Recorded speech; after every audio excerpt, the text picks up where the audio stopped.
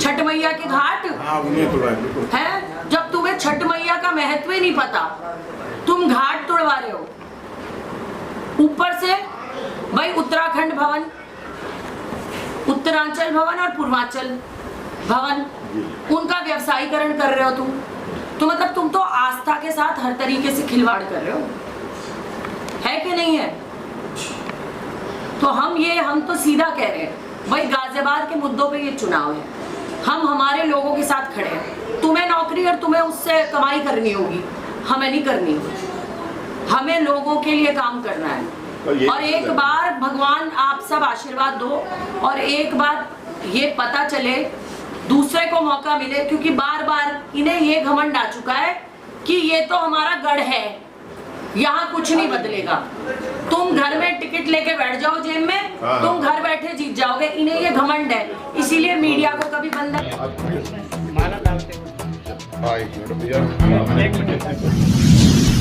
हाँ जी, इधर देखिए मैम इधर, मैम यस इधर, इस साइड। Thank you.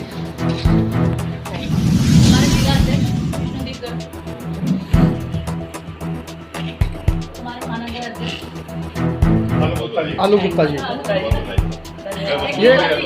पहले ऐसे व्यक्ति हैं जो वैश्य समाज से आ रहे हैं और पूरा कम से कम आधा वैश्य समाज आप अपने साथ लाके डोली शर्मा जी की झोली में डाल रहे हो। कोई विशेष कारण, हमारी जो जनता है वो विशेष कारण जानना चाहेगी कि वैश्य समाज गाजियाबाद में वैश्य समाज के कैंडिडेट के विरोध में ही क्यों खड़ा हो गया?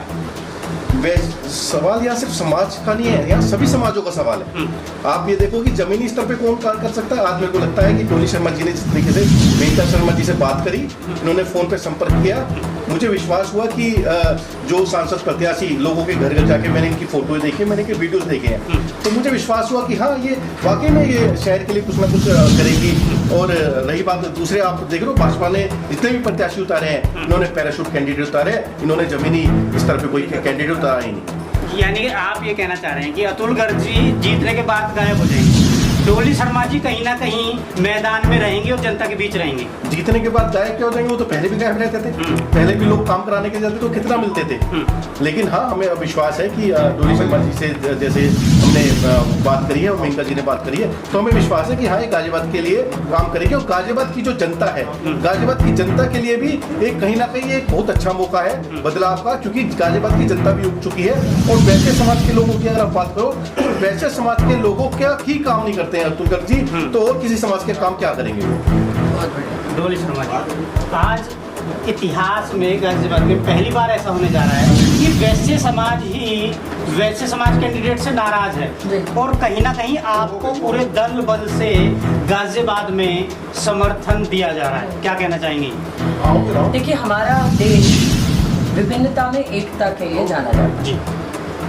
हमारे देश में हमेशा से ये रीत चल के आई है और हमारे सनातन धर्म में कहते हैं वसुदेव कुटुंबकम, मतलब सबको साथ लेकर चलना।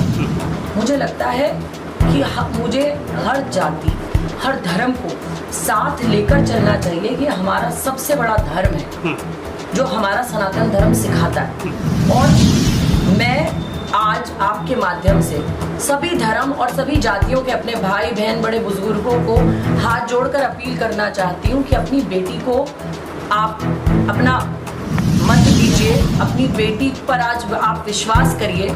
मैं हारने के बाद भी आप लोगों के बीच रही, चाहे बाढ़ आई हो लोनी में, करेड़ा में, चाहे मुरादनगर की छत गिरी हो, चाहे घोड़ा के पानी की समस्या उठानी हो, चाहे कोरोना में दिन रात बेड, दवाई, इंजेक्शन और शमशान घाट में लोगों के अंतिम संस्कार का इंतजाम करना हो। जब हमारे स्वास्थ्य मंत्री गायब थे, तो अतुल गर्ग जी का साथ, मुझे लगता है मेरे भाई ये भी सोच रहे होंगे कि वो वक्त जब सबसे ज्यादा जनप्रतिनिधि की जरूरत थी और स्वास्थ्य मंत्री थे, जिसमें वैश्य समाज का भी बहुत बड़ा रोल था और सभी का बहुत बड़ा रोल था कि अतुल गर्ग जी को एमएलए बनाया गया और स्वास्थ्य मंत्री बने अतुल गर्ग जी।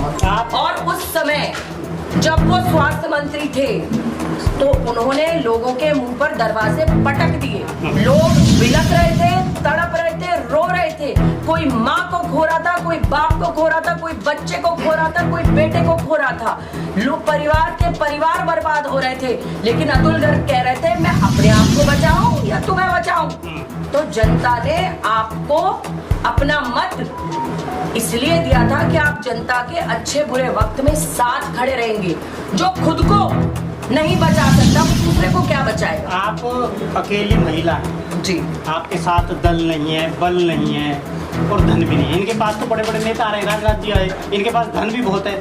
तो एक नारी होने के नाते कमजोर अबला नारी कैसे टक्कर ले पाएंगे? मेरे साथ इंडिया है, मेरे साथ इंडिया है, मेरे साथ मेरा पूरा गाजियाबाद है, मेरे साथ मेरे बड़ों का आशीर्वाद है, मेरे साथ महिला शक्ति है, मेरी बहनें, मेरी माता है, मेरे सभी बड़े बुजुर्ग, मेरे साथ मेरे नौजवान भाई है, मेरे साथ वो हर दबा कुचला वर्ग है जो आज कहीं ना कहीं इस सरकार से प्रताड़ित है। मेरे साथ वो हर वर्ग है जिसकी आवाज को तोड़ा जा रहा है। मेरे साथ वो युवा है जिसकी आवाज पेपर लीक और भर्ती घोटाले और अग्निवीर से खत्म की जा रहे हैं, जिसके अधिकार। मेरे साथ वो मेरी बहनें हैं जो कानपुर जैसी पीड़ाएं झेल रही हैं। मेरे साथ वो हर वर्ग है, वो दलित और शोषित और वंचित वर्ग भी मेरे साथ है, जिनका संविधान, बाबा साहेब अम्बेडकर का संविधान को चलने का जो प्रयास कर रहे हैं। ये हिंदुस्तान है, इसने अंग्रेज नहीं छोड़े।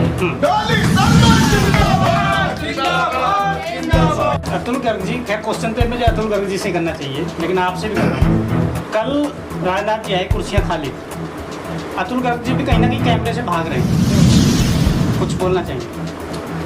देखिए, जब जनता सवाल पूछने लगती तो जनप्रतिनिधि जो कुछ नहीं करता उसे भागना पड़ता। मैं मुरादनगर जाती हूँ तो मैं मुरादनगर में कह सकती हूँ कि वो जो कूड़े की लड़ाई है ना डंपिंग ग्राउंड की, उसमें उनकी बेटी उनका साथ दे रही है। जब शमशान घाट की छत गिरी थी ना तो ये बेटी उनके साथ खड़ी थी। जब कोरोना में ऑक्सीजन के सिलेंडर चाहिए थे ना तो ये बेटी उनके साथ खड़ी थी।